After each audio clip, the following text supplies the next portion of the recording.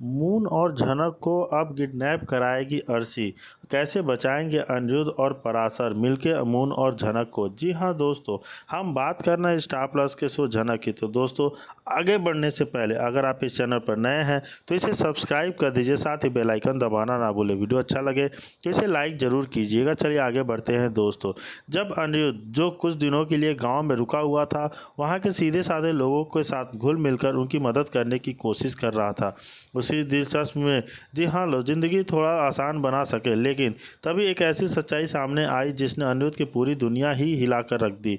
वह जानता था कि झनक और पराशर के बीच जो रिश्ता है वह सिर्फ एक दिखावा है। वह एक जानता था कि झनक ने खुद को पराशर की पत्नी के रूप में पेश किया है क्योंकि वो गांव वालों से बचना चाहती थी और गांव वालों से बचाना चाहती थी अपनी मून को, जबकि यह सब झूठ है। इस रहस्य ने अनिरुद्ध के अंदर गुस्से की एक आग जला दी।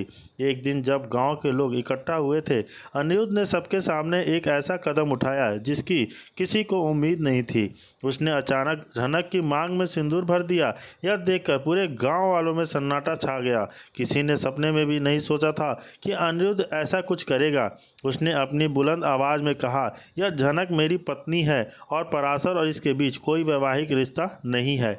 इस ऐलान से पूरे गांव में हलचल मच गई और लोग एक दूसरे को हैरान होकर देखने लगे। उनकी आंखों में गुस्सा, अविश्वास और चौंकाने के भाव का साफ दिखाई दे रहा था।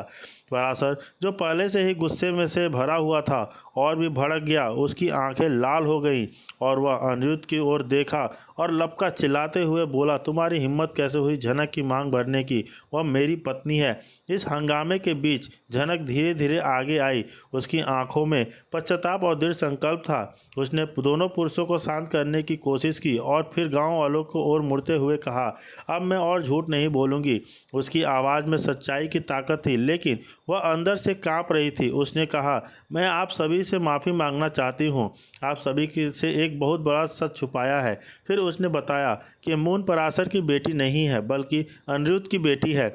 यह सुनकर फिर से पूरे गांव में खामोशी छा गई। किसी को विश्वास नहीं हो रहा था कि यह कहानी इतनी उलझी हुई हो सकती है। जनक ने आगे बताया कि मून को उसके जन्म नहीं दिया, बल्कि उसकी बड़ी बहन अर्शी ने जन्म दिया है था। अर्शी के बाद किसी औरत ने मून को उससे चुरा लिया था। बाद में वह औरत जनक से मिली और उसे मून वापस सौंपा दी। वह सुनकर पराशर पूरी तरह से टूट गया। वह सब समझ नहीं पा रहा था कि अब क्या करे। उसने कभी सोचा भी नहीं था कि जनक उसे इतना बड़ा झूठ बोलेगी। वह जनक की ओर निराश नज़रों से देखता रहा और फिर उसकी आवाज़ में दर्द और अकेलापन झलक आया। उसने कहा, अगर तुम मून और खुद को लेकर चली गई तो मैं अकेला रह जाऊंगा। इस गांव में तुम्हारे बिना कुछ भी नहीं बचता। यह सुनकर झनक दिल से भर आया और पराशर के साथ बिताए गए सालों को याद किया। उसने यह भी याद किया कि पराशर ने हमेशा उसका साथ दिया था, खासकर मून के आने के बाद। लेकिन दूसरी तरफ था अनिरुद्ध, जो उसका पहला प्यार था और उसकी बेटी मून का असली पिता था। अनिरुद्ध ने झनक से वादा किया था कि वह उसे कोलकाता ले जाएगा और उसे एक नई जिंदगी देगा। झनक अब दो रास्तों पर खड़ी थी। एक तरफ उसकी जिम्मेदारी और संघर्ष था, दूसरी तरफ उसका प्यार था, अनिरुद्ध और उसकी बेटी मून का भविष्य। वह जानती थी कि मून को एक बेहतर भविष्य मिल सकता है अगर वह अनिरुद्ध के साथ कोलकाता जाए। कुछ दिन इसी कश्मकश में बीते और गांव का माहौल और भी तनावपूर्ण हो गया। लोग झनक और पराशर को अलग अलग नज़रों से देखने लगे। कुछ लोग झनक से धोखे से नाराज थे तो कुछ उसकी मजबूरी को समझ रहे थे। लेकिन अनिरुद्ध लगातार झनक पर कोलकाता चलने का दबाव डालता रहा, क्योंकि वह जानता था कि वह गांव में उनके लिए खतरे से खाली नहीं है और गंभीर हो सकता है। आखिरकार वह दिन आ ही गया जब अनिरुद्ध को झनक और मून को लेकर गांव छोड़ने का फैसला कर लिया। गांव में जब यह बात फैली तो कुछ लोग उन्हें रोकने की कोशिश करने लगे। खासकर पराशर ने झनक से बहुत मिन्नतें की, उसे गांव छोड़ने के लिए मनाया, लेकिन झनक का फैसला अटल था। वह मून के भविष्य को दांव पर नहीं लगा सकती थी। अंत में अनिरुद्ध झनक और मून को एक गाड़ी में बैठाकर गांव से निकल गया। पराशर उन्हें बाजाते हुए देखता रहा। उनकी आंखों में आंसू थे और दिल में गहरा दर्द था। गांव वाले भी उन्हें उदासी भरी नज़रों से विदा कर रहे थे, क्योंकि उन्हें पता था कि झनक के जाने से गांव में कालीपन आ जाएगा। कोलकाता पहुंचकर अनिरुद्ध ने झनक और मून को अपने घर में ठहराया। यह एक नया घर था था जिसे अनिरुद्ध ने खास तौर पर उसके लिए सजाया था। झनक और मून को देखकर अनिरुद्ध की खुशी का ठिकाना नहीं रहा। इतने सालों बाद अपनी बेटी को पाकर वह भावुक हो गया था। मून भी धीरे धीरे अनिरुद्ध के साथ घुल मिल रही थी, लेकिन उनकी खुशी ज़्यादा दिन तक टिक नहीं पाई। गांव में जो कुछ हुआ था उसकी खबर धीरे धीरे कोलकाता तक पहुंच गई। जब अनिरुद्ध की पत्नी अर्शी को यह पता चला कि झनक वापस आ गई है और मून अनिरुद्ध की बेटी है, तो उसके पैरों तले जमीन खिसक गई। अर्शी ने हमेशा से ही अनिरुद्ध को अपना माना था और किसी औरत को उसके करीब नहीं देख सकती थी। अर्शी का गुस्सा 7वें आसमान पर पहुंच गया और उसने झनक को अपनी दुश्मन मान लिया। वह अनिरुद्ध से कहने लगी कि वह झनक और मून को घर से बाहर निकाल देंगे, लेकिन इस बार अनिरुद्ध अपने फैसले पर अडिग था। उसने अर्शी को समझाने की बहुत कोशिश की और उसे बताया कि मून उसकी अपनी बेटी है और वह झनक ने उसे बहुत प्यार और देखभाल से पाला है, लेकिन अर्शी सुनने को तैयार नहीं थी। वह अपनी जिद पर अड़ी रही और अनिरुद्ध को झनक और अपने बीच किसी एक को चुनने के लिए मजबूर कर दिया। यह अनिरुद्ध के लिए एक बेहद मुश्किल फैसला था। एक तरफ उसकी पत्नी थी जिसके साथ उसने सालों बिताए थे, दूसरी तरफ थी झनक और उसकी बेटी मून जिसने उसका गहरा रिश्ता था। यह स्थिति अनिरुद्ध के लिए एक भारी मानसिक तनाव बन गई। अनिरुद्ध क्योंकि उसे किसी एक को चुनने पर दोनों को गहरा दुख पहुंचाना पड़ता।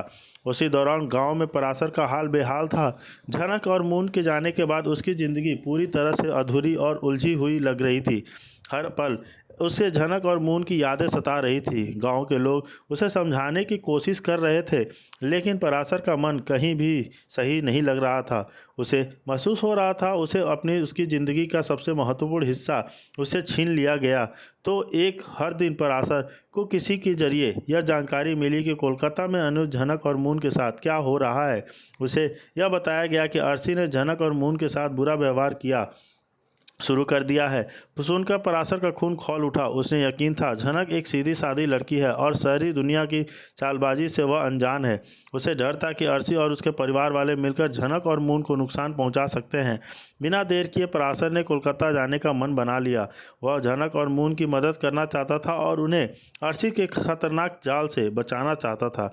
कुछ पैसे उधार लेकर पराशर ने कोलकाता की यात्रा की। कोलकाता पहुँचने पर उसने अनिरुद्ध का घर ढूंढ निकाला। जब उसने देखा कि झनक और मून अनिरुद्ध के साथ खुशी खुशी रह रहे हैं, उसे थोड़ी राहत मिली। लेकिन जब उसे अर्शी के बुरे बर्ताव के बारे में पता चला तो उसका गुस्सा फिर से भड़क उठा। एक दिन पराशर ने अनिरुद्ध से मिलने का फैसला किया। वह चाहता था कि अनिरुद्ध को समझाए कि उसे झनक और मून का साथ देना चाहिए और अर्शी के दबाव में नहीं आना चाहिए। जब पराशर अनिरुद्ध के घर पहुंचा तो माहौल तनावपूर्ण था। अर्शी और अनिरुद्ध के बीच तीखा झगड़ा हो रहा था और झनक और मून एक कोने में डरी सहमी बैठी थी। पराशर को देख अर्शी का गुस्सा और भी बढ़ गया।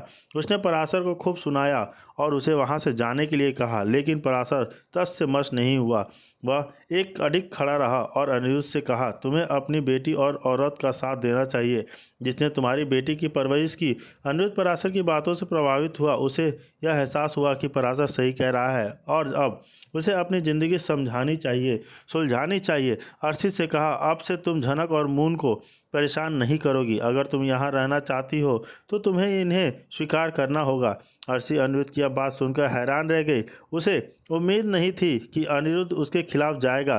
गुस्से में वह घर से बाहर चली गई। इस घटना के बाद अनिरुद्ध ने झनक और मून को गले लगाया और उसे वादा किया कि अब उन्हें कभी अकेला नहीं छोड़ेगा। लेकिन कहानी में एक नया मोड़ आता है। अर्शी अपमान का बदला लेने के लिए झनक और मून के खिलाफ एक खतरनाक साजिश रचती है। उसने कुछ गुंडों को पैसे दिए और झनक और मून का